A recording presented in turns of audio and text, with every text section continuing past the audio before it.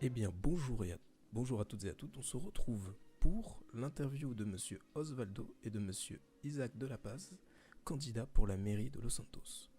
Donc, dans un premier temps, je vais laisser nos chers invités se présenter. Alors, bonsoir monsieur Langelo. Merci pour votre invitation, c'est un honneur d'être ici. Merci d'être venu. Alors, en effet, j'ai fait quelques présentations et des meetings aux quatre coins de San Andreas et pour le coup, je vous avoue être impressionné par l'efficacité des médias actuellement.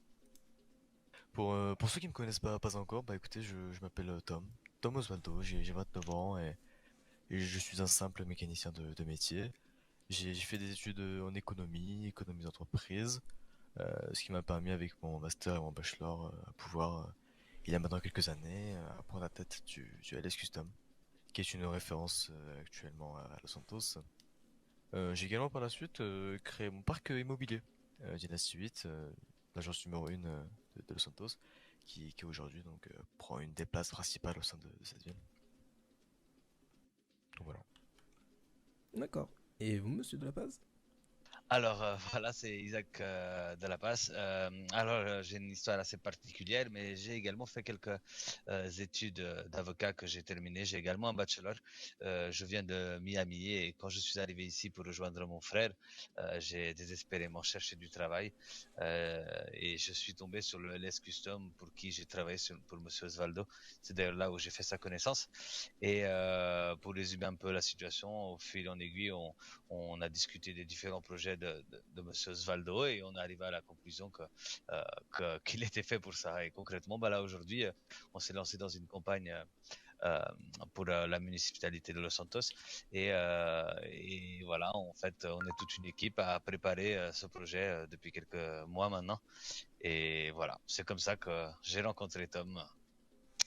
Voilà. D'accord. Eh ben, moi, je propose que nous rentrions dans le vif du sujet. Et je vais vous poser une question assez vaste. À vous d'y répondre comme vous le sentez.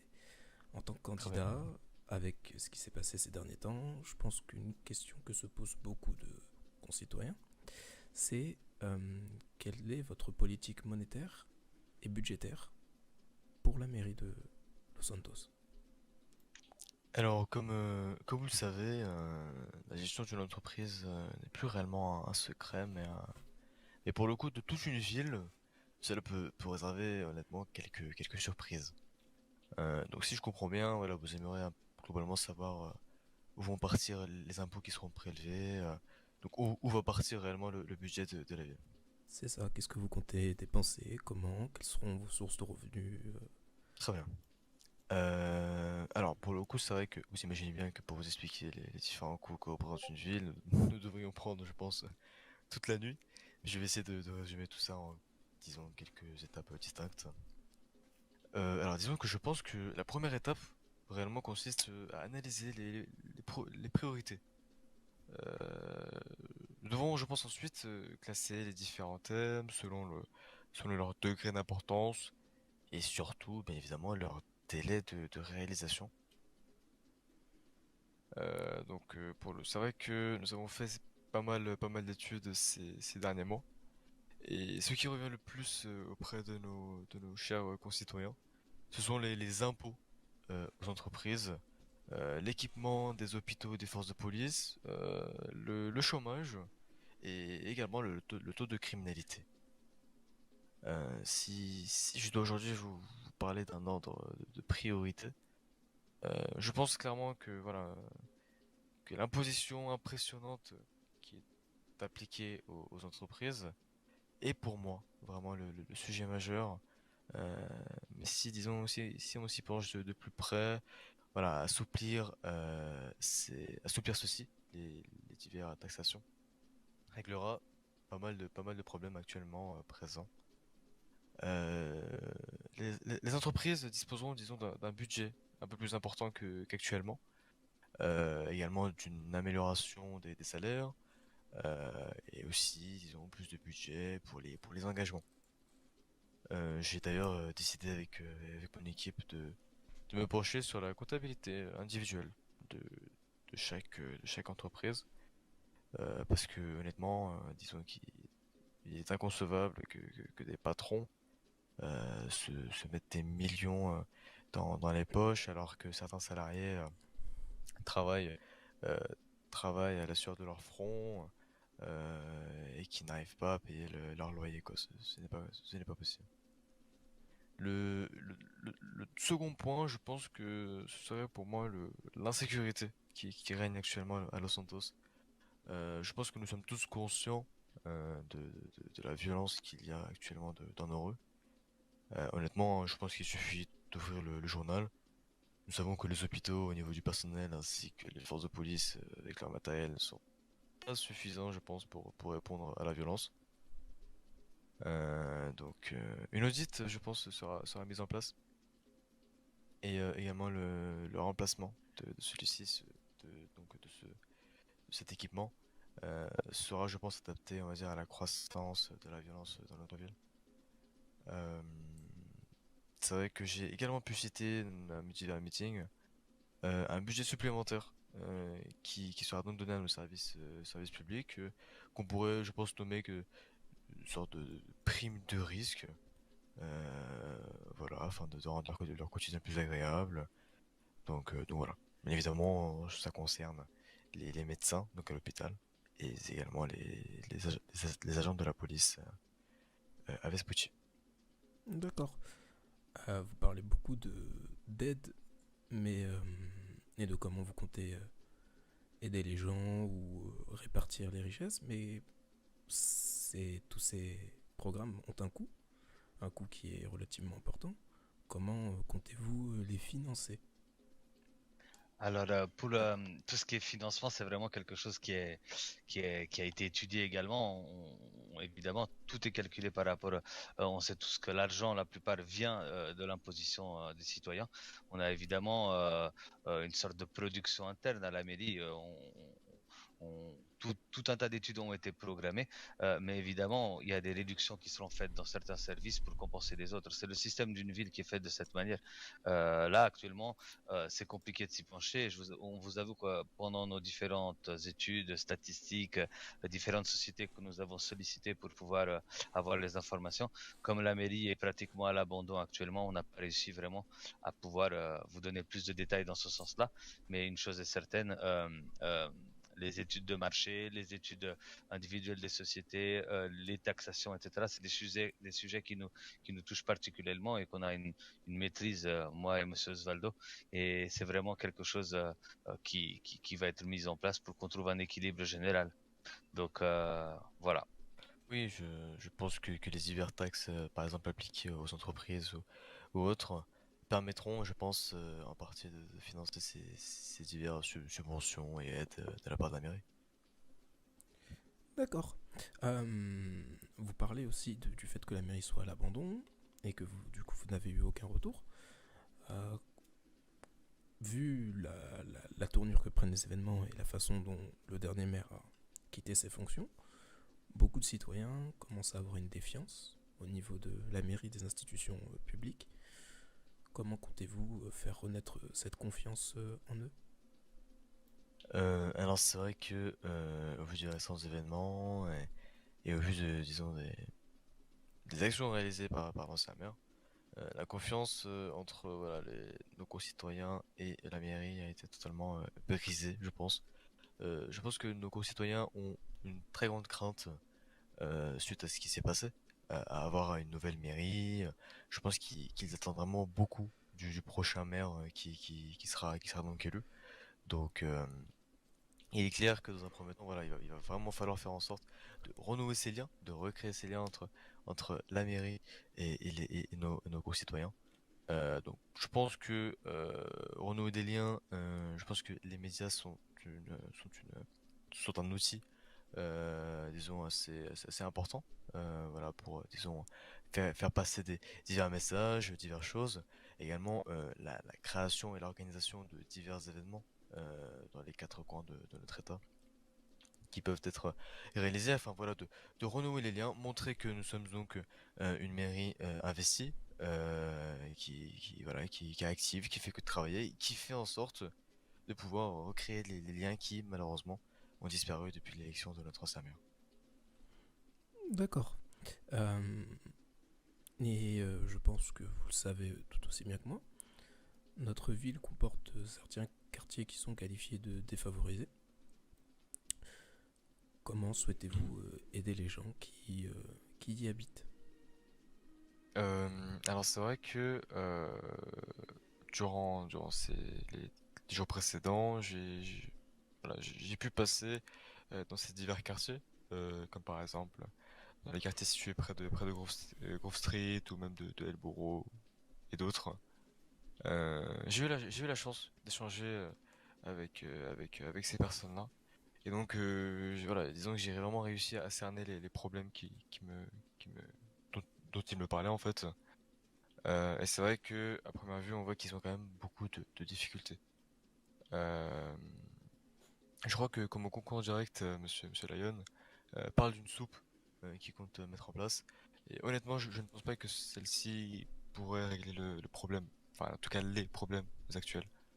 Je pense que ces personnes-là ont besoin d'action. Ils n'ont pas besoin de promesses ou de paroles, mais vraiment d'action. Et donc entamer de vrais processus, comme par exemple voilà, les inscrire dans diverses associations, les aider, les accompagner dans ce parcours que je pourrais qualifier de combattant. Euh, Par exemple, si je prends l'exemple voilà, de chercher un emploi, c'est vrai que ces personnes-là ont beaucoup de mal à en trouver. Et je pense que en favorisant la création d'entreprises, la création de nouveaux emplois, ces personnes pourront donc avoir des places disponibles pour elles et ainsi sortir de leur quartier et pourquoi pas rehausser le niveau dans ces, dans ces quartiers actuellement défavorisés. D'accord, vous dites de nouveaux emplois. Est-ce que, du coup, parmi ces nouveaux emplois, vous pourriez comprendre de jeunes entrepreneurs qui voudraient monter des nouvelles structures? Et si c'est le cas, comment souhaitez-vous et allez-vous aider ces jeunes entrepreneurs qui veulent créer de la plus-value pour notre belle ville? Alors, bien sûr, disons que l'entrepreneuriat est est un des sujets principaux de mon programme. Il est vrai que voilà, disons que je connais pas mal de jeunes entrepreneurs qui souhaitent se lancer, qui ont beaucoup de projets, qui sont très motivés et qui ont malheureusement peut-être pas les moyens ou peut-être pas les contacts ou autres pour se lancer. Donc c'est vrai il faut les accompagner et les aider. Et je pense que voilà, par exemple, pour les nouvelles sociétés qui souhaitent se lancer, mais également celles qui embauchent de façon assez massive, donc créant pas mal d'emplois. Euh, je pense que voilà, nous pouvons à proposer des allègements fiscaux pour ces entreprises-là. J'englobe également les startups qui recevront dans un premier temps voilà, une taxation assez basse euh, et aussi pour celles qui engagent une réduction de taxes pour toujours les encourager. Je pense que malheureusement, il y a certains commerces, certains business qui sont actuellement fermés, à l'arrêt pour diverses raisons, hein, fermeture administrative ou que le patron ait mis la clé sous la porte. Donc il y a, je pense, des problèmes de gestion. Évidemment, je pense que voilà, c'est évident, tout le monde le sait. Mais mon équipe et moi, je pense que lors des visites qu'on a pu faire et qu'on va continuer à faire, nous comptons mettre l'accent sur sur les comptes, sur les plannings des présences et surtout sur la motivation de chacun. Parce qu'honnêtement, je pense que, comme je vous l'ai dit, il y a vraiment trop de personnes qui, ici présents à Los Santos, qui ont des ambitions et qui méritent d'avoir un jour leur propre entreprise. Il est donc clairement hors de question de laisser la gestion de certaines entreprises aux personnes incompétentes et totalement démotivées. D'accord, d'accord. Et du coup, ces personnes qui souhaiteraient monter une entreprise, ou qui possèdent déjà une entreprise, vous parlez de mettre l'accent sur les comptes, sur certains points. Est-ce que vous allez leur fournir des outils pour les aider à mettre en place ces structures? Bien sûr, par exemple, un exemple assez bête, disons assez banal, la tenue, par exemple, d'une fiche de comptabilité sera donc obligatoire pour chaque entreprise. Bien évidemment, nous proposons justement de l'aide pour la conception de celle-ci, pour l'organisation de l'entreprise. Bon, alors voilà, c'est un des outils qu'on pourrait leur proposer, mais bien évidemment, je pense qu'il y en a pas mal d'autres pour Non, les mais aider. Et si Isaac, tu pour as... faire un petit peu, pour parler un petit peu en résumé des différentes visites qu'on a pu faire, c'est qu'on se rend compte on a souvent des plaintes, on a souvent des personnes qui se plaignent de certaines situations et on constate également que les gens sont pas assez présents. On parle aussi de tenir une comptabilité. On se rend compte que les personnes payent des fois des salariés sans même tenir compte des différentes charges. Ils payent des impôts sans avoir calculé le pourcentage. Il y a tout un tas de paramètres qui sont un petit peu laissés de côté, laissés des gens gérer des sociétés qui n'ont pas la formation. Et nous, on part pas du principe qu'il faudrait remplacer ces personnes-là. Je pense simplement d'avoir un peu d'aide.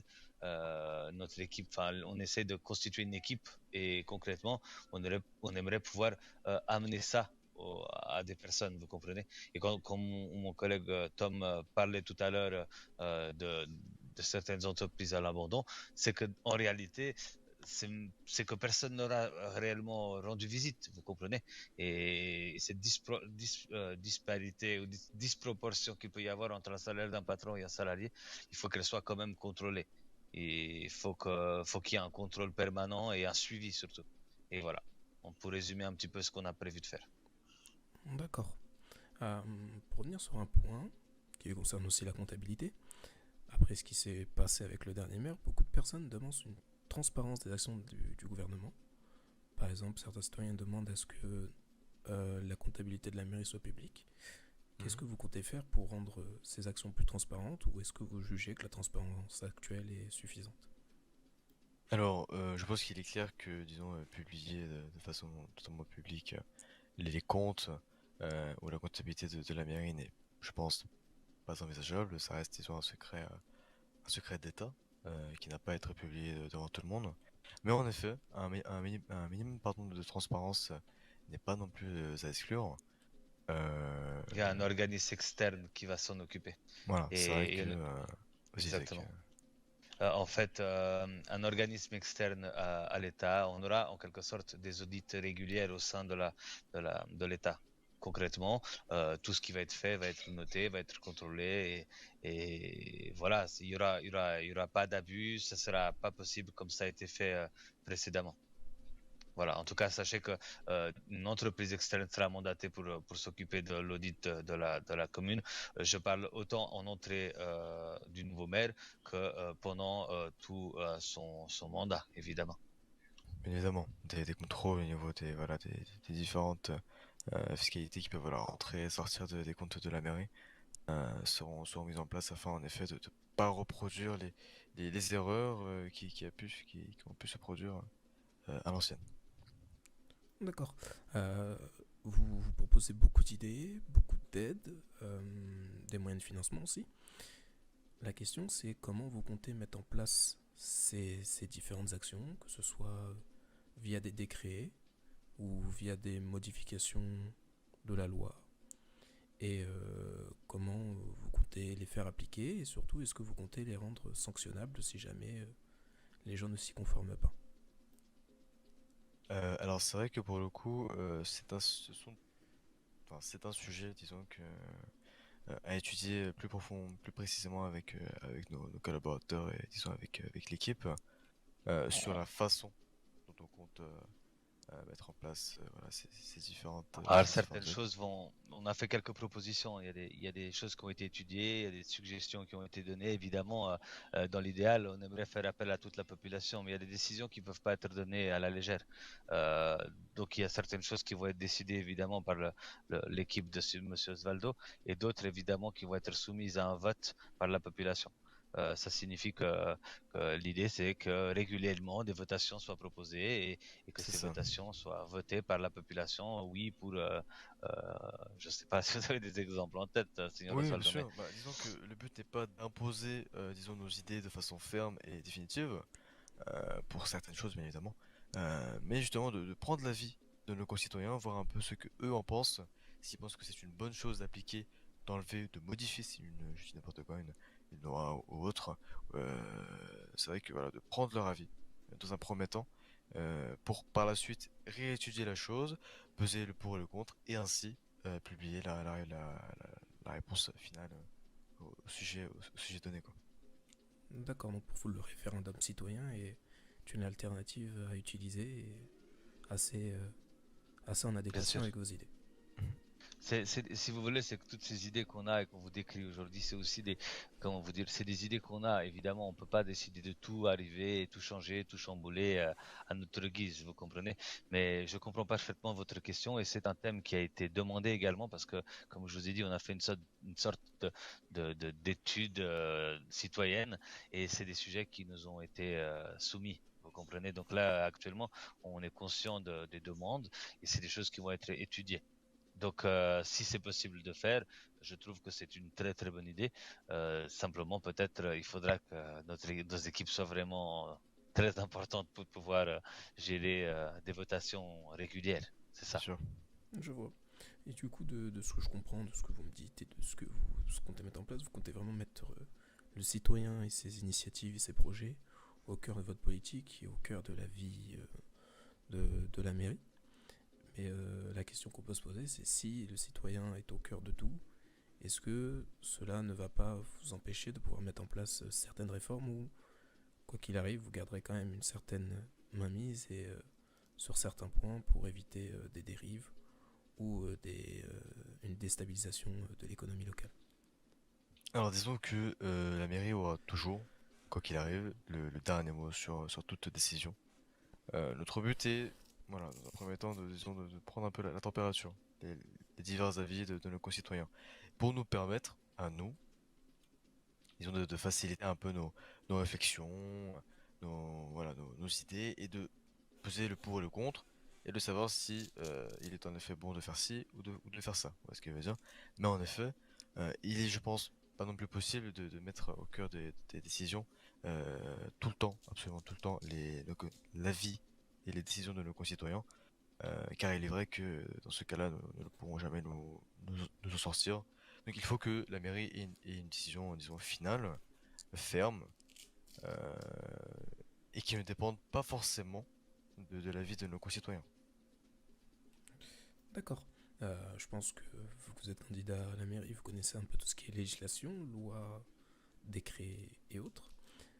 C'est une question très simple. S'il y avait une loi à supprimer ou à modifier en place en ce moment, laquelle ce serait pour vous? Alors honnêtement, c'est vrai que là tout de suite, je suis pas vraiment penché sur une loi à retirer, à rajouter ou à modifier. Euh, disons que je me base actuellement, enfin, mon programme se base beaucoup sur, disons, des choses un peu plus, comment dire cela, des choses en guise dans le but surtout d'aider nos concitoyens. Donc c'est vrai que le changement de loi, d'en rajouter une ou d'en enlever une, et je pense secondaire. C'est quelque chose qui n'est pas forcément dans nos priorités actuelles, d'accord? Disons que nous avons des projets à mettre en place, euh, dont les projets que je vous ai cités auparavant. Mais en effet, de modifications de loi pourraient, pourraient arriver, bien évidemment, mais c'est vrai quelque chose de secondaire. Donc je t'avoue que pour le moment, je n'ai pas vraiment de loi à modifier ou à supprimer. D'accord. Euh, Si vous n'avez rien de plus à rajouter, moi j'ai posé toutes les questions que j'avais à vous poser. Donc si vous voulez rajouter quelque chose, peut-être dire un dernier mot à nos chers concitoyens. Bah écoutez, je vous avoue que je pense qu'on arrive un peu à terme de la campagne électorale, qui a quand même duré un petit moment. Donc maintenant, il ne nous reste plus qu'à attendre, disons, les résultats finaux. Donc, bah, disons que voilà, j'aimerais en profiter pour féliciter quand même mon concurrent, Monsieur Lyon. Ça a quand même été un bon candidat, avec un programme assez bien préparé. Donc, pour le coup, que ce soit lui ou moi, je suis convaincu que nous pourrons par la suite très bien collaborer ensemble pour faire en sorte de remonter la mairie au plus haut point. Donc, encore une fois, merci, Monsieur Langelo, pour votre invitation. Merci Merci à à toute vous mon d'être venu. équipe, et puis très très bonne soirée à vous. Bonne soirée à vous. Merci beaucoup. Et bonne soirée à vous, mes chers viewers. Sur ce, c'était la Mélodie Angelo, Monsieur Osvaldo et Monsieur Lapaz pour cette interview. Merci beaucoup.